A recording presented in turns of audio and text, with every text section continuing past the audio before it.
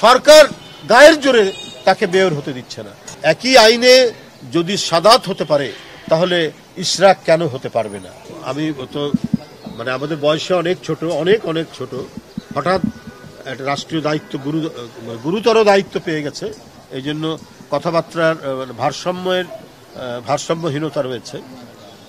তো সে তো আদালতের রায় নিয়ে কাজ করছে, সে তার শপথ নেওয়ার কথা, কিন্তু সরকারের পক্ষ থেকে গায়ের জোর খাটানো হচ্ছে। তাহলে চট্টগ্রামের যে আমাদের সাদাত, সে কি করে মেয়র হতে পারলো? সেও তো আদালতের রায় নিয়ে সে মেয়র হয়েছে। যদি একই আইন, তো একই আইনে যদি সাদাত হতে পারে তাহলে ইশরাক কেন হতে পারবে না? এটা হলো জনগণের জিজ্ঞাসা, আমার না।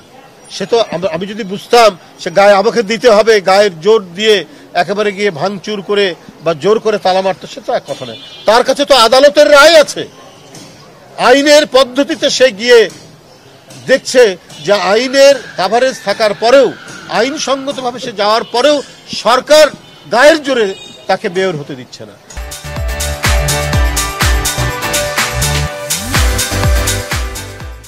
তো সেই ক্ষেত্রে সেই আইনটি প্রতিষ্ঠার জন্য তার আন্দোলন করার যথেষ্ট অধিকার রয়েছে।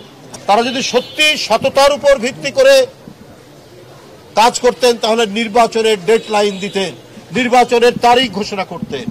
তারা প্রথমেই জনগণ 15 বছর যেটি বঞ্চিত হয়েছে একটা অবাধ সুষ্ঠু নির্বাচন, ভোট কেন্দ্রে গিয়ে ভোট দিতে, সেই বঞ্চনা থেকে আজও মুক্তি হয়নি। আজও এই অন্তর্বর্তীকালীন সরকার শেখ হাসিনার মতোই নির্বাচন নিয়ে টালবাহানা করছেন। তো সুতরাং অনেক ক্ষেত্রেই হাসিনার আমলের চাইতে কেন জানি অন্তর্বর্তীকালীন সরকারের অনেক বৈশিষ্ট্য মিলে যায়, এটা জনগণ প্রত্যাশা করেন। আপনাদের সকলকে ধন্যবাদ।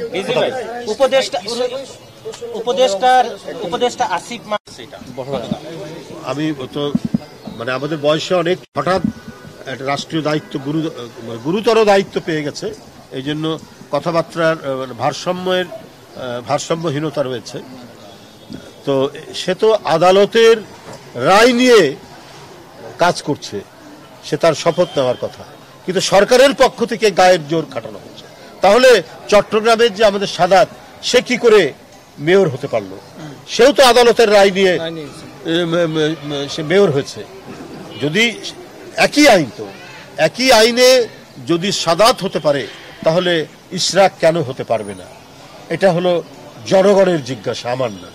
সে তো আমি যদি বুঝতাম সে গায়ে আমাকে দিতে হবে, গায়ের জোর দিয়ে একেবারে গিয়ে ভাঙচুর করে বা জোর করে তালা মারতো, সে তো এক কথা নয়। তার কাছে তো আদালতের রায় আছে, আইনের পদ্ধতিতে সে গিয়ে দেখছে যে আইনের কাভারেজ থাকার পরেও, আইনসঙ্গতভাবে সে যাওয়ার পরেও সরকার গায়ের জোরে তাকে মেয়র হতে দিচ্ছে না। তো সেই ক্ষেত্রে সেই আইনটি প্রতিষ্ঠার জন্য তার আন্দোলন করার যথেষ্ট অধিকার রয়েছে।